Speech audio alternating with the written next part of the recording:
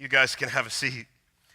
It's a motivational speaker named Jim Rohn, not to be confused with Jim Rome of sports talk show fame, but Jim Rohn popularized this idea, which you've probably heard before, but attributed to no one, and that is that you are the average of the 5 people that you spend the most time with.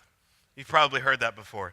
Some of you just got real encouraged, others of you just got very defeated when you began to think about who those 5 people are. Some of our parents in the room, you're thinking, I spend 24/7 with 3-year-olds. What does that say about me?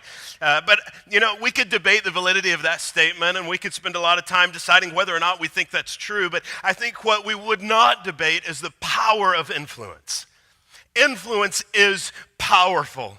All you got to do is think back for a minute and think about the clothes that you wore in junior high and high school. No offense to those that are in the room this morning in junior high and high school, but I look back and I think about the influence that MC Hammer, which all of his 3 albums I think that he recorded had on me as I wore not only black but hot pink MC Hammer pants as a high school student. Influence is powerful. There is no logical reason for any person to wear those clothes, but I did because influence is powerful. It is powerful in all of our lives. And knowing the power of influence, when we hear Paul's words here as he opens, think about this for a minute, because what he says here is it's an invitation to imitate him. He's not just saying, allow me to influence you, but notice when we look at chapter 4, verse 12, the first words that we read, he says, I entreat you, or I beg you, I urge you, become as I am. Imitate me. That's a powerful statement to make from anyone. And not only does he say, imitate me, but his next words, therefore, I also have become who you are. In other words, imitate me, and I'm no different from you. There was an idea, and I think the idea exists in many of our minds even still today as we look at this book and we see the Apostle Paul, and we tend to think quickly that he was some super spiritual man who was maybe sinless or perfect, or what Paul did we could never measure up to. Well, Paul was amazing. He was an amazing man of God, but he was still a sinful man, and that's what he's communicating here to the Galatians in this first verse that we're looking at is, imitate me, but know that I walk the same walk that you do. I put my jeans on one leg at a time. I live amidst a sinful culture. I am a sinful man just like you. So don't raise me up on this pedestal and think when I say imitate me, that's some impossible calling. I am a man just like you. And he says, I entreat you, become as I am, for I also have become as you are. You did me no wrong. So what Paul's doing here is he's going to look back and he's going to reflect for a moment on his initial coming into, as he brought the gospel into Galatia and as this church was planted. And so he's going to reflect on that moment. You did me no wrong. You know that it was because of a body ailment that I preached the gospel to you at first. Okay, so as we continue to read here, we'll get a hint of this. We don't know for sure what the bodily ailment was, but many historians and scholars believe it was an eye issue with Paul here. And part of it is what we read just a minute ago about how they responded here. But so if we just, I don't think it's incredibly significant what the issue is, but if we play along with what historians believe, just think for a minute. Here's what Paul is doing. He's journeying around planting churches and sharing the gospel. Galatia was not on his plan. It wasn't on the roadmap. That wasn't the intended destination here. But because of an ailment, possibly an eye issue, where in my mind, in my imagination, it's pink eye on steroids. He's so swollen and oozy. And of course, there wasn't the medicine that was available today, or really probably the knowledge of how to deal with it like we have today. And so his eyes, he's waking up, his eyes are swollen shut. He can hardly see. So instead of moving on to the next destination, he has to stop in Galatia. That's what brought him there, is weakness. Weakness brought him there. And so he finds himself there, and that is the reason that he shows up. And amidst his weakness, just a glimpse into the heart of Paul, he says, I'm here. Why don't I share the gospel? Why don't I share the gospel? Just think for a minute how history would be different if he would not have had that moment of faithfulness. Not only would the church of Galatia not have been planted or started then, but this letter that we've been studying now for quite some time, we wouldn't have it in our hands. He wouldn't be writing to them. And so he says, and though my condition was a trial to you, you did not scorn or despise me, but received me as an angel of God, as Messiah Jesus. So what he's reminding them of is, I came to you with an ailment. I came to you with nothing to offer. So we talked about this as we began this series in Galatians. And just to remind you guys that the Judaizers were often known as those who were eloquent communicators. They were probably the individuals in leadership were probably those that were good-looking individuals, and they were typical political figures that people followed easily. So they came in with their good looks and their flash and their eloquent wisdom and their sales pitch in order to get these people to come on to their way of doing life, this moral righteousness of, yes, you can follow Jesus, but you need to follow the law as well. And Paul says, I came to you maybe with eyes swollen shut. I came to you weakness, hurting, not even planning to show up, and yet it was the beauty of the gospel that grabbed you. It was the gospel that shone through my weakness, and he's contrasting here his ministry, his heart with that of the Judaizers. It wasn't the gospel, it wasn't Jesus that they put on display. It was their own abilities. It was their own ability to sell and persuade. You did not scorn or despise me, but received me as an angel of God, as Christ Jesus. So verse 15 says, what then has become of your blessedness? What happened to you? Things have changed. What has happened to the people who received me and saw the beauty of the gospel and whose lives were changed and a church was began? For I testify to you that if possible, you would have gouged out your eyes and given them to me. Have I then become your enemy by telling you the truth? Verse 17, the they here is in reference to those Judaizers. We don't get that in this immediate paragraph, but we get it in the context of the letter. They make much of you, but for no good purpose. They want to shut you out, that you make much of them. So again, Paul's getting to their heart and their motivation. Hey, they come in here and they're making you guys feel good. They're giving you a message that gets you excited about you. And they're doing that so that you would be a notch on their belt. Paul's saying, in contrast to the way I came in weakness, I came hurting, and what you responded to was not me, but the beauty of the truth of the gospel of Jesus Christ. Verse 18 is always good to be made much of for a good purpose, and not only when I am present with you, my little children, for whom I am again in the anguish of childbirth until Christ is formed in you. I wish I could be present with you now and change my tone. You hear the frustration and the change of what's going on in these people that he's writing to, for I am perplexed about you.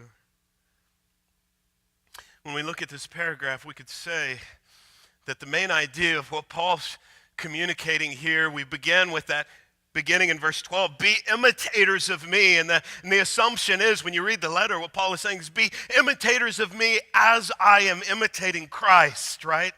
That's what he lived to display. Be imitators of me as I'm imitating Christ, as Christ is formed in you. Verse 19.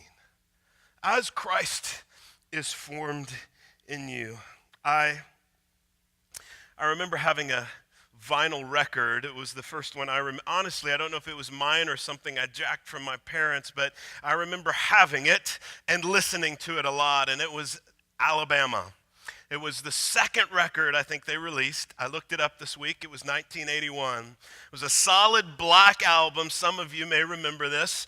And the cover was black, but it had like this bag, like a bag that went on the side of a motorcycle and had buckles on it. The title of the album was Feels So Right.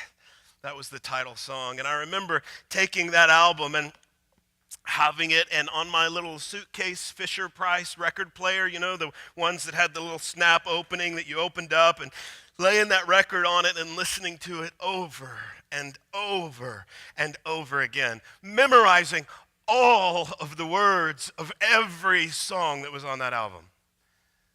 All of them. Remember, my favorite song, a song most of you probably never even heard of, is Old Flame was on that album. I could sing every single word of that. Loved that album. After I grew a little bit older, of course, I got cassette tapes. You go down and you wait, and a cassette tape of your favorite band is released, right?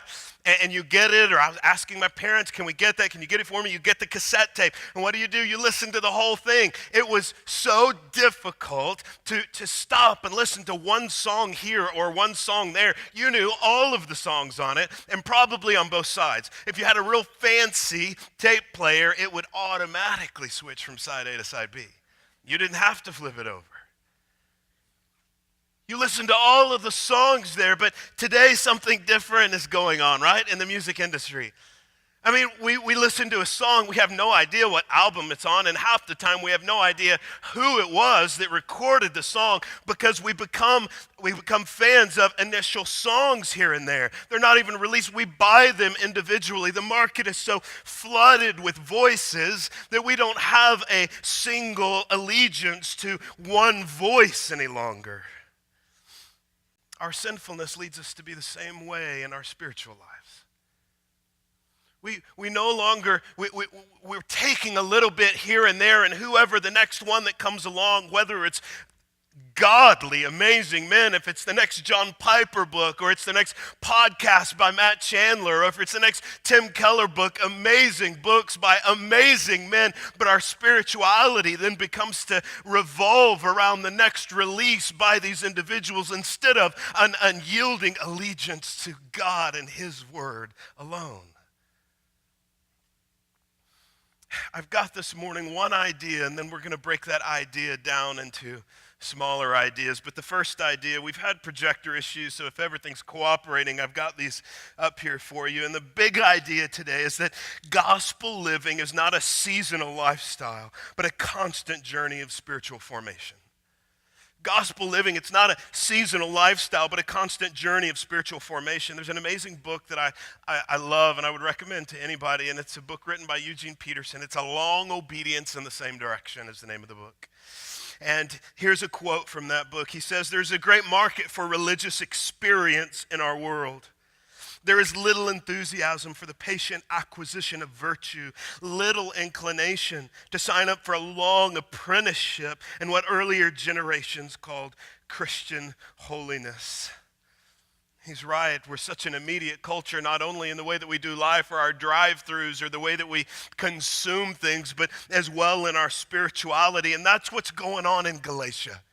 Paul, we talked about this week one. Paul goes in and he preaches the gospel and he sees an amazing movement of God and people turning and a church planted. And then we see Paul mourn because it's no time at all when the next voice comes through and they're already begin to follow the voices of the false teachers. Just grabbing what's next. This is an issue that I believe is deeply rooted in our sinful nature. I want to read to you other words by Paul. This is Ephesians chapter 4 and verse 11, a familiar passage, I'm sure, to many of you. And so Paul says it this way. He says he gave apostles and prophets and evangelists, shepherds and teachers to equip the saints for the work of ministry, for the building up of the church, until we maintain the unity of the faith and the knowledge of the Son of God, to mature manhood, to the measure of the stature of the fullness of Christ. So that's the goal, Paul describes. And then he says, so that we may no longer be tossed to and fro. That is what is happening to the Galatians. That's what's happening to many of us. Tossed to and fro, back and forth, so that we may no longer be children tossed to and fro by the waves, carried about by every wind of doctrine, or by human cunning, by craftiness and deceitful schemes. One of the characteristics of our sinfulness, of the flesh that's in us, that you and I battle. We said this last Sunday, that we are at war against that sinful nature in us every single day. And one of the realities of that battle is that there is an anti-commitment sentiment in our flesh. We want new, we want different. Paul's call to imitation is a lifelong journey. It's a commitment to formation. It's a commitment to formation. I want to share this term with you, spiritual formation. You've probably heard it. If you've been around the church, there's now become a title for people. You have spiritual formation pastors, and it's become quite popularized. But let me give you a simple definition. And it's this: spiritual formation is the formation of Christ in a believer. And I'm pulling that definition directly from our text today in Galatians chapter 4. The formation of Christ in a believer. And so it's that process. It's that Romans 12:2 process, right? The renewal of our minds. Don't be conformed to the world, but be transformed by the renewal of your mind. That constant change of mind that happens as we follow Jesus. It's not a moment or an event or an isolated happening, but it's a journey of walking day after day and being renewed and transformed. That is spiritual formation. It's a journey. It's a process of being shaped by the presence of Christ. One amplified translation that I read this week, when you look at 4:19 and it says, Christ formed in you, it reads, Christ's life becoming visible in you. I liked that.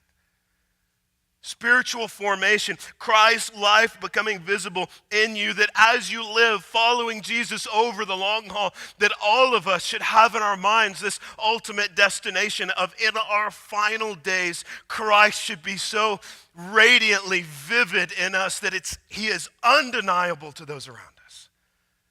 Spiritual formation. And so as we break that down, the first idea of the three is spiritual formation is about the journey over any destination. I feel like that's a statement that I've said many times here at Crossings Community Church, that God is most concerned in us in our journey over any destination, and it has everything to do with spiritual formation. Spiritual formation is about the journey over any destination. It's not about the mountaintop experience. It's not about reading the right book. It's not about on Sunday morning when we gather here that if we sing that song that moves your heart in that way, it's going to be a good Sunday for you and you're going to love Jesus more. It's not about any isolated event, but rather the constant flow of pursuing Jesus, not the quick, the immediate, but the accumulation. That's spiritual formation. Accumulation. I made it. I breezed through high school and my undergraduate because I was a master at memorizing things. I could cram like a pro. Tell me, I got a test coming, that's fine. The night before, I'll knock it out, I'll memorize it, I'll be okay, and we'll move on. I got to graduate school, and you don't have those ABC tests anymore.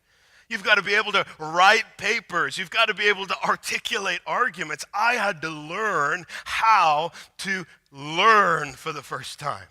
Like really over time, digest information so that I didn't just spit it out on an exam the next day, but that I could write or interact with thought. Some of our spiritual lives are functioning in the same way, that we're going through life, and it's like, I got to cram for this test. We got small group tomorrow. He said, I need to read Galatians 4. Where's my Bible? I haven't seen it since Sunday. Did I have it on Sunday? There it is. Okay, so I take it and I read the chapter so that at small group, I've crammed enough in order to interact with somebody at small group. Or there it sits on the shelf. What's going on? Job loss. Oh, what's going on? Marriage is difficult. Where is it? I can't. There it is. Concordance. Marriage difficulty. What do? We cram for the isolated moment in life. That's not spiritual formation. That's not the long haul of Christ being formed in you. That's not the challenge that Paul's giving to the people of Galatia, where he says, imitate me as I'm imitating Christ, as Christ is formed in you. As he takes shape, as he becomes visible in you. Whether Paul's words in Ephesians, not to be tossed to and fro, or his correction to the Galatians, not to be swayed. We must see the indictment upon our spiritual attention spans. That sure, this was forever ago, some 2,000 years ago. We are no different today than these Galatians in that we're here, and maybe this morning, maybe you're in that place where you're right there with your relationship with Jesus. But then tomorrow, where is that right there, and what does it look like for you? Are you waiting for the next event or conference or book to be released? Or is your kitchen table on Monday morning at 6 a.m. or whatever time more sweet to you than any book that's going to be released or any conference that you're going to go to? Because those are going to be the people who, as they journey with Christ, he's going to be so visible, he's undeniable in them. The individuals who their desk at 6 o'clock in the morning, their kitchen table, their closet, whatever it is for them, is more sweet and more cherished than any book or any conference or any sermon or podcast that they might be able to hear. Let's keep moving forward. And so second out of these three, as we're breaking down that big idea, is spiritual formation is often forged amidst weakness. Paul's plans were changed, right? He's essentially telling, I wasn't even planning to come to you guys. You didn't even make the cut. I was struggling. I was weak. I had to stop. He was there, and he proclaimed amidst his weakness, and lives were changed. Church was planted. And though my condition was a trial to you, you did not scorn or despise me, but received me as an angel of God, as Christ Jesus. He's saying, again, that it was the beauty of the gospel that shone through. Nothing about me. And I'll tell you just a glimpse from my heart here as a rabbit trail as we continue. I hope and I pray that anyone who comes here to Crossings Community Church, that that's what they say. Not anything about Matt, but I go there and God's word puts the glory of his Son on display. May that be what we're known for, as well as Paul. May we be imitators of Paul in that way. Christ being formed in spiritual formation, often forged amidst weakness.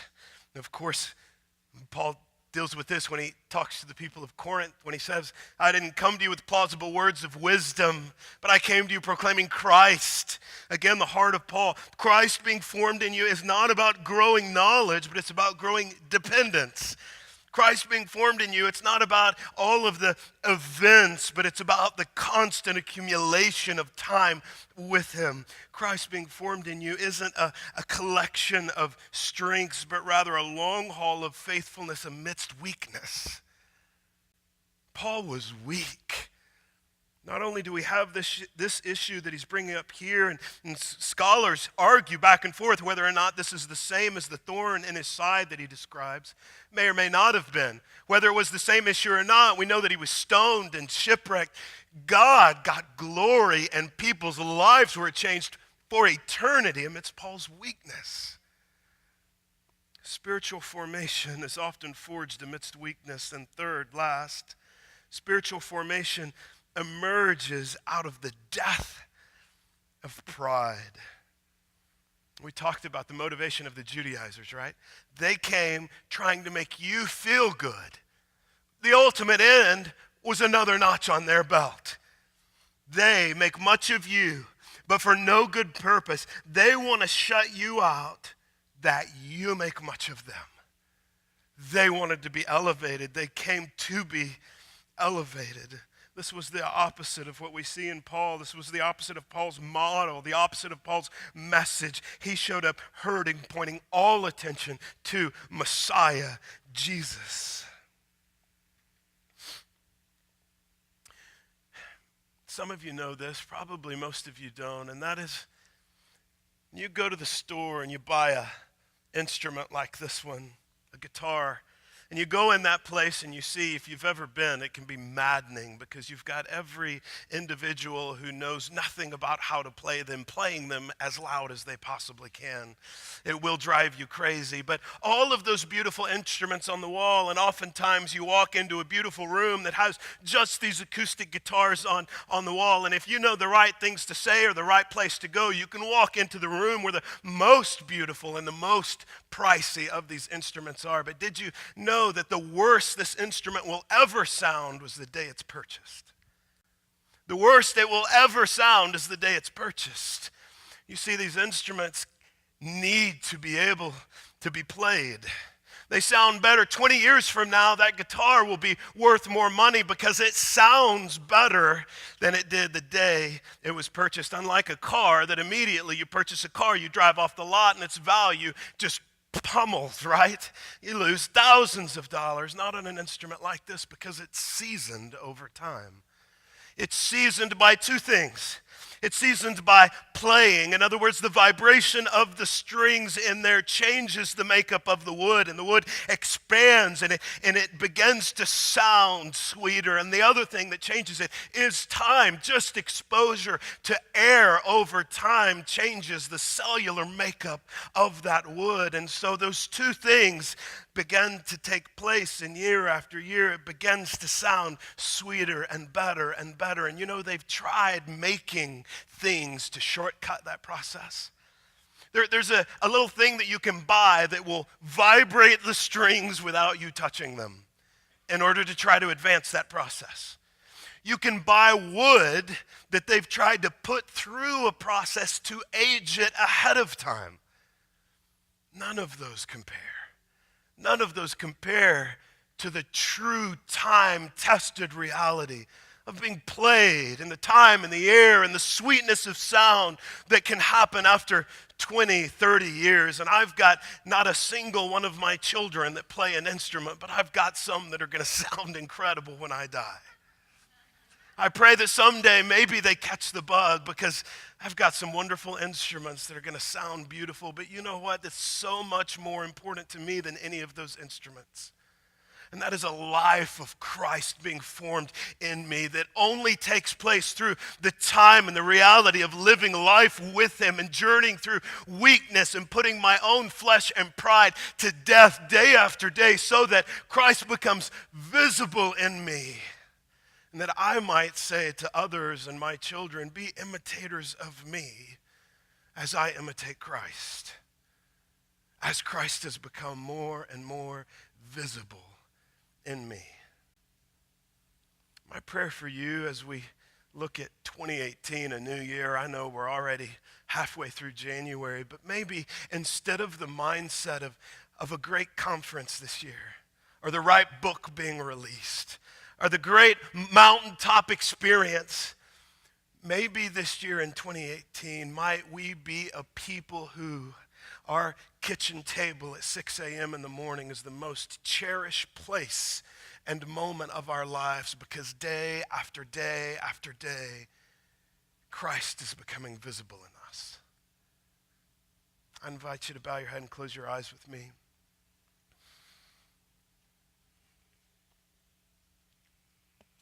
We're going to celebrate communion as we do each week here this morning, and I want to encourage you before you approach these tables, if you've begun a relationship with Jesus, if you've placed your faith in him, then you are welcome at these tables. If you've come to the place where you've realized the hopelessness of your sinfulness and the desire to know him, and by your faith alone, because of his grace alone, you just cry out, Abba, Father, I need you. We'd love to talk to you. We'd love to walk with you up to these tables for the first time this morning and let you know what that means to be in a relationship with Jesus.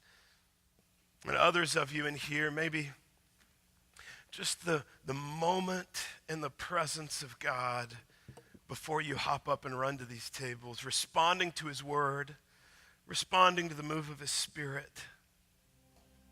Because his word tells us when we come to these tables and we take this bread representing his body that was broken for us, and we dip it in the cup representing his blood that was shed for us, we're proclaiming his death until he comes. And that proclamation is Christ becoming visible in us. And so don't walk up to these tables as a habit or by rote or because it's another Sunday, but walk up to these tables this morning as a proclamation of your desire for Christ to become visible in you. Father, have your way with us this morning. We need you. Speak loud and clear to our ears and to our hearts, and give us the courage to respond to what you're doing in us. If we need prayer, that we would be courageous enough to come up to the front, grab a spouse, grab a small group member, leader around us, we would respond. If we just need to move our bodies and get somewhere else to respond in worship, that we would be courageous enough to move around to the front of this room or another spot in this room to respond in worship. If it's a conversation that we need to have as we leave here, or a new habit that needs to form as we wake up on Monday morning, Father, that we would be courageous enough to respond to the move of your Spirit today.